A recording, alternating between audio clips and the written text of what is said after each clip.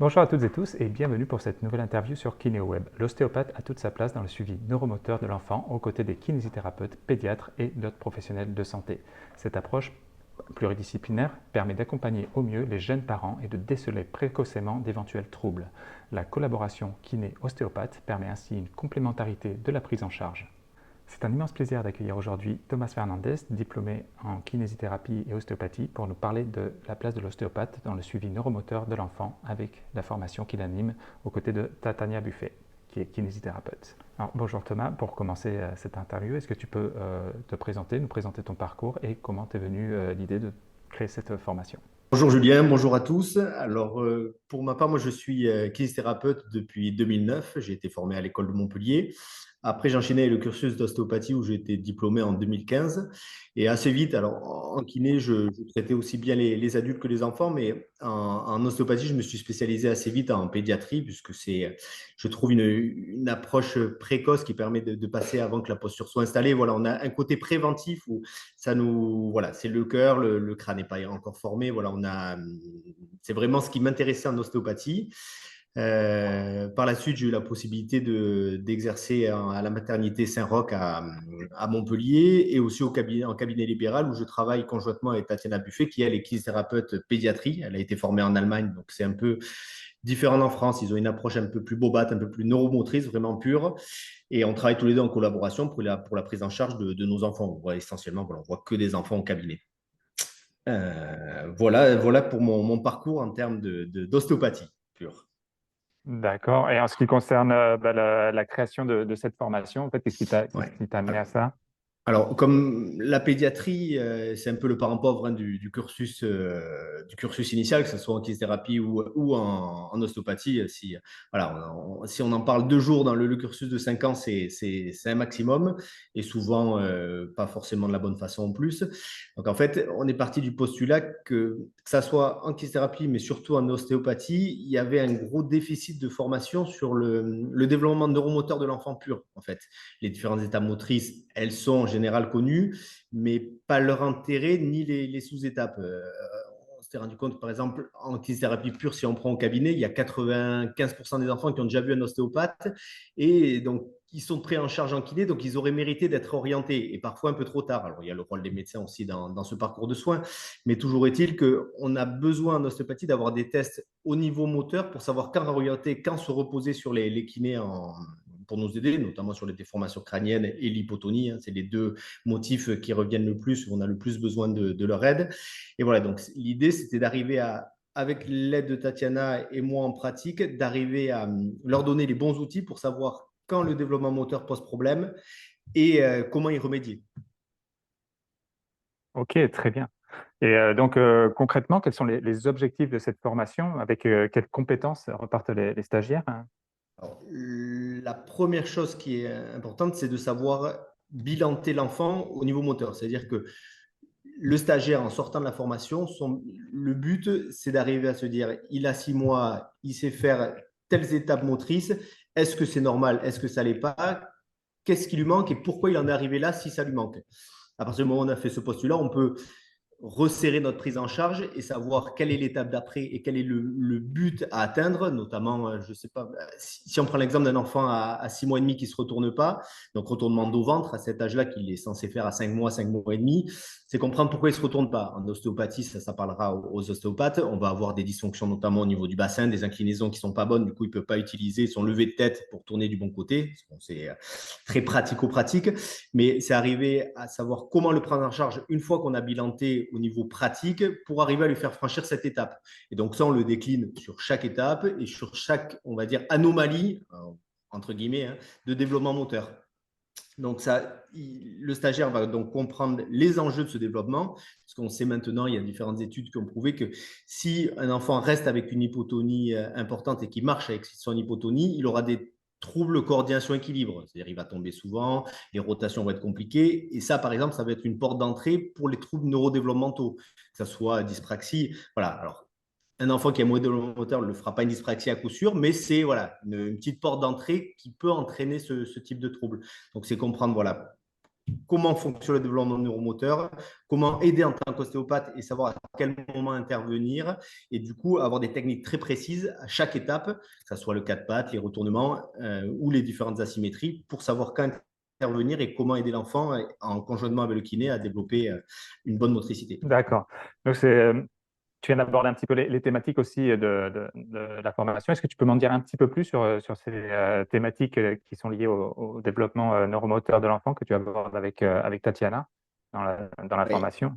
Donc, ouais, l'idée sur les thématiques pures, donc ça va être ce qu'on vient de parler de tout ce qui est neurodéveloppement de l'enfant et les différentes étapes. Après, l'idée en sortant de la formation, donc c'est savoir les déceler, analyser les différents troubles, connaître les différents troubles, savoir parler conjointement avec le kinésithérapeute parce que c'est important. Là, aujourd'hui, moi, je dois travailler avec, allez, on va dire 5-6 kinésithérapeutes quotidiennement et c'est important d'avoir le même discours pour, dans les transmissions, savoir qu'est-ce qui leur manque et à l'inverse, nous, ce dont on a besoin. Parce que par exemple, si l'enfant n'est pas assez mis à plat ventre par les parents à la maison, on va avoir un plat ventre qui ne sera pas joli et derrière, en ostéopathie, on ne pourra pas avancer avec un plat ventre qui n'est pas assez bon. Donc voilà, ça permet d'avoir cet échange et du coup d'avancer dans le même sens dans la prise en charge. Et ça, les parents s'y retrouvent parce que du coup, ils voient que c'est une prise en charge globale et avec les différents intervenants. Et on a deux métiers pour le coup qui sont complémentaires, mais aujourd'hui, le gros problème de ces prises en charge pédiatriques, c'est que chacun travaille un peu trop de son côté. Et ça, c'est à nous de communiquer ensemble et d'arriver à améliorer les prises en charge. Ouais, c'est vrai que l'importance de travailler en étroite collaboration avec les kinés est vraiment mis en avant au travers de la formation. Et donc, quels sont vraiment les principaux bénéfices pour le kiné, pour l'ostéopathe et le patient, même si tu as commencé à l'aborder un petit peu aussi? Oui, alors si on prend grossièrement, en fait, au niveau de la prise en charge pédiatrique, l'ostéopathe, lui, il va gérer tout ce qui va être le défaut de mobilité articulaire donc, et les schémas d'hyperextension. C'est-à-dire qu'un enfant qui va être trop en hyperextension, c'est les enfants tout petits, donc les 6 premiers mois, même jusqu'à 1 an, qui vont beaucoup se raidir en arrière, voilà, parce qu'ils ont des difficultés motrices ou digestives. Hein, ça, il peut avoir différentes causes à ça. Le kiné va avoir du mal à travailler avec ça parce qu'il a tellement cette hyperextension. Alors lui, il va conseiller aux parents le portage, d'arriver à enrouler, mais comme l'enfant tire trop en arrière, il ne pourra pas utiliser sa motricité parce que la motricité, elle commence par de la flexion en fait. Donc l'ostéopathe, ça, il va par les techniques qu'on va avoir plutôt articulaires, il va arriver à libérer ce schéma d'extension, en libérant le bassin et en haut la base du crâne, et ça va permettre au kiné du coup de corriger l'hypotonie résiduelle et d'arriver à avancer au niveau moteur. Et à l'inverse, si on prend l'exemple de l'ostéopathe, si un enfant arrive avec une grosse hypotonie au cabinet, derrière, s'il n'est pas mis en route en kinésithérapie, on ne pourra pas avancer. Ça arrive des enfants qui vont avoir une tête plate côté droit, ceux qui sont très hypotoniques, ils peuvent revenir 15 jours après avec une tête plate côté gauche. Hein. On est vraiment sur un fil. Donc ça, on a besoin de ce suivi kiné et aussi financièrement, hein, ils sont pris en charge quand même par la sécurité sociale. Donc c'est à eux, voilà, dans la prise en charge de l'enfant, c'est logique qu'ils aient ce suivi et la continuité des soins. Oui, bien sûr. Donc, oui, le bénéfice pour les parents, c'est d'avoir vraiment cet équilibre entre l'approche de kinésithérapie et l'approche de l'ostéopathe. Oui, Euh, ouais, pour les parents, c'est ça. La prise en charge kiné va aussi permettre de revenir sur tout ce qui est portage, les temps à plat ventre, parce que en ostéopathie, on l'aborde. D'ailleurs, les stagiaires, on leur donnera tous ces conseils-là, mais on n'a pas assez de récurrence pour que ça soit efficace et que ça soit bien mis en place à la maison. Mais ça, c'est pour ça qu'il faut que tout le monde dans la prise en charge de l'enfant ait le même discours, que les parents ne se sentent pas perdus, parce qu'il y a aussi trop de témoignages de parents où ils vont voir un professionnel, leur dit une chose, le professionnel suivant d'un autre métier va leur dire l'inverse. Et il faut arriver à comment dire, synthétiser ce qui se passe chez l'enfant et avoir le même discours et la même prise en charge. ouais. Donc, ça permet vraiment de canaliser un petit peu l'information pour les parents qui ne se sentent pas Oui, perdus. C'est vraiment tout un à des fait. grands bénéfices de travailler ensemble et Ouais, de cette formation qui aborde justement les deux sujets par vos spécialités respectives de kinésithérapeute et ostéopathe. tout à fait. Super. Et concrètement, comment se passe la formation? Alors, la formation donc, est au mois d'octobre, le 14 octobre à Montpellier. Alors, elle est organisée sur 2 jours, vendredi, samedi. On a une première partie qui va être plutôt alors, théorique, je dis bien plutôt parce qu'il faut revenir sur tous les NEM, les développements de l'enfant. expliquer les sous-étapes. Parce que, par exemple, un enfant qui a 7 mois n'arrive pas à faire son sphinx. Le sphinx, c'est je suis à plat ventre, je pousse sur les bras, je me redresse. S'il n'arrive pas à avoir le sphinx parce qu'il a un plat ventre qui n'est pas bon, il ne pourra pas faire son quatre pattes. Donc, il va rester en rampé, c'est le suite. Donc, déjà, voilà, connaître toutes les sous-étapes et toutes les anomalies qu'il peut avoir pour recentrer, savoir quelles sont les problématiques chez l'enfant. Et une deuxième partie, donc dans ce premier pan de 4-5 heures, où il va avoir vraiment le bilan neuromoteur de l'enfant. C'est-à-dire, on a plusieurs tests. Le test du T-RACI qui nous permet de connaître le contrôle de tête, le plat-ventre. Voilà, pour arriver à savoir déjà, en tant qu'ostéopathe, quand réorienter. C'est-à-dire qu'aujourd'hui, sur les enfants que je reçois au cabinet, il y en a à peu près 30% qui méritent d'être réorientés en kiné. Donc ça, c'est savoir lesquels vont poser souci et savoir, après, il suffit de mettre une trace dans le carnet de santé, d'échanger avec le médecin, mais savoir voilà, quand les réorienter en kiné pour que ça avance dans notre prise en charge aussi à nous. Et après, le reste de la formation, c'est moi qui vais l'assurer. Là, ça sera vraiment donner des étapes. Alors, vraiment de manipulation de l'enfant. Alors, moi, j'ai une approche assez structurelle, mais ça, c'est un autre débat. Les deux peuvent se faire. Et donc, de savoir à chaque étape quelle manœuvre et comment aborder l'enfant pour arriver à lui faire passer l'étape d'après. Donc, le retournement qu'on a vu tout à l'heure, ça peut être le bassin. Un enfant qui ne fait pas le quatre pattes, en général, c'est qu'il est resté trop en hyperextension. Voilà. Il y a différentes clés et sur une même étape, différentes possibilités et d'arriver à donner des techniques simples pour qu'en sortant de la formation, le stagiaire soit plus perdu dans le cabinet. En fait, se poser la question, parce qu'aujourd'hui, il a enseigné trop fréquemment que c'est un enfant qui ne fait pas le quatre pattes, par exemple, c'est pas grave.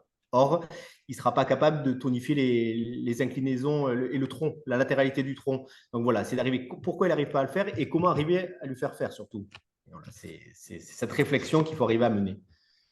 Ok, super. Il y a un suivi également post-formation? Comment ça se passe? Oui, oui, tout à fait. Alors, que ça soit, c'est l'organisme Pédia Évolution qui organise les formations. Alors, sur chaque formation, en fait, est ouvert un groupe WhatsApp avec les stagiaires de la session où on fait un brainstorming, en fait. Hein. Ça permet d'échanger. S'il y a une difficulté en cabinet, une petite vidéo, une photo, voilà, ou un questionnement si les parents n'étaient pas pour la vidéo, mais de savoir, voilà, qu'est-ce qui ne va pas sur cette prise en charge de l'enfant et aussi de savoir comment remédier à ça. Donc ça, il y a ces temps d'échange, ouais, heureusement, parce que c'est tout l'intérêt des formations. Souvent, l'idée, on a trop eu fait de formation avec Tatiana, où derrière, voilà, il manque comment dire, de confiance souvent pour mettre en route au cabinet. Et voilà, c'est important d'avoir ce support et d'aider les stagiaires. Oui, c'est top de pouvoir prolonger ça et de pouvoir revenir vers vous avec des cas concrets, parce que pendant la formation, on peut avoir des exemples de cas qui nous sont arrivés. Il y a aussi Oui, beaucoup d'informations à bien sûr. accumuler. Et c'est vrai que de pouvoir, par la suite, pouvoir renvoyer un message en disant, voilà, je me trouve dans cette situation-là, et d'avoir cette possibilité de Ouais. suivi, c'est vraiment top. Et c'est vrai que Ouais, tous les centres de formation ne le font pas forcément. ouais, puis d'autant plus en pédiatrie, parce que personne ne fait du 100%. Hein. Il y a des cas, et voilà, on a beau commencer à avoir un peu d'expérience, et là, il y a des cas où on va se dire, voilà, lui, où c'est que je me suis loupé? Et c'est important de se remettre en question et d'arriver à être le plus efficace, et sachant que personne, voilà, personne ne fera, en tout cas en pédiatrie, du 100% sur tout. Voilà. D'où C'est sûr. l'intérêt d'échanger aussi entre les professionnels, parce que si en ostéopathie on passe à côté sur quelque chose, le kiné il va par son prisme se dire ben là peut-être tu vois tu aurais pu regarder et voilà ça permet de c'est comme ça qu'on arrive à la formation en fait c'est en échangeant quotidiennement. Tatiana moi c'est la porte à côté au cabinet donc c'est facile mais en échangeant se dire ben là toi qu'est-ce que tu penses qui manque et voilà et cet échange d'idées arrive à créer une synthèse et c'est ça qu'on propose en fait au sein de la formation. Ah, c'est top. Et est-ce que cette formation s'adresse uniquement aux ostéopathes? Alors, principalement quand même, mais on a aussi déjà pour la session d'octobre une chiropractrice qui est inscrite aussi. Voilà, ça, ils ont la même approche sur l'ostéo-articulaire, donc c'est ouvert à eux, ils peuvent s'inscrire leur permettre voilà, d'acquérir ces techniques ostéo-articulaires spécifiques au développement moteur de l'enfant pour que eux aussi ils améliorent leur prise en charge. Ok, super. Et comment on fait pour participer à cette formation?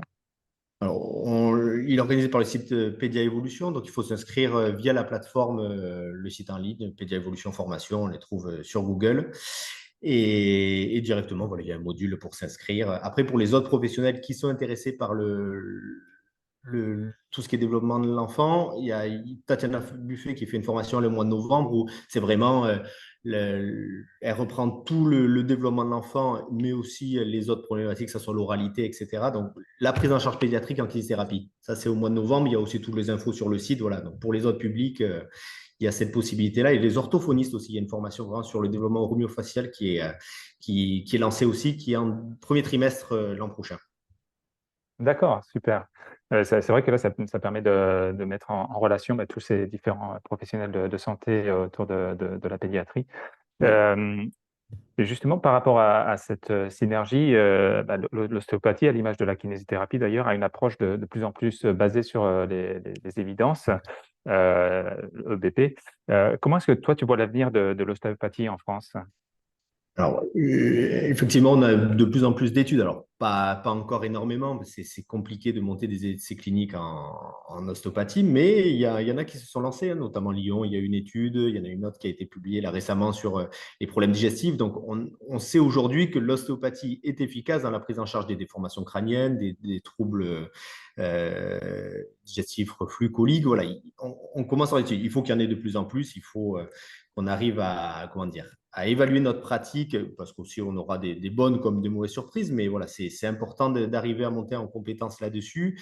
Et après, la deuxième chose, c'est ce qu'on a déjà abordé, c'est d'arriver à échanger avec les autres professionnels, que ce soit sages-femmes, médecins, les orthophonistes, les orthoptistes, pour arriver à améliorer la prise en charge de l'enfant et surtout ce qui manque aujourd'hui à l'ostéopathie. Alors, c'est en train d'évoluer, la nouvelle génération, je pense, on y arrivera petit à petit, c'est d'arriver à intégrer, parce qu'aujourd'hui on est professionnel de santé, mais intégrer le parcours de soins et trouver sa place dans ce parcours de soins. Parce que contrairement aux paramédicaux autres, on intervient en première intention, mais en même temps, on n'est pas non plus médecin. Donc voilà, il faut arriver à trouver sa place, mais ça passe par de bien communiquer, des choses qui sont publiées et aussi qu'on n'ait plus ce côté un peu marabout chez les médecins où, voilà, voilà, on peut manquer de crédit parce que c'est une branche de la profession qui est plus pour moi de l'ostéopathie aussi, hein, mais il y a une pratique qui est pas evidence-based pour le coup. Et ça, il faut, voilà, on arrive à s'en détacher la profession petit à petit.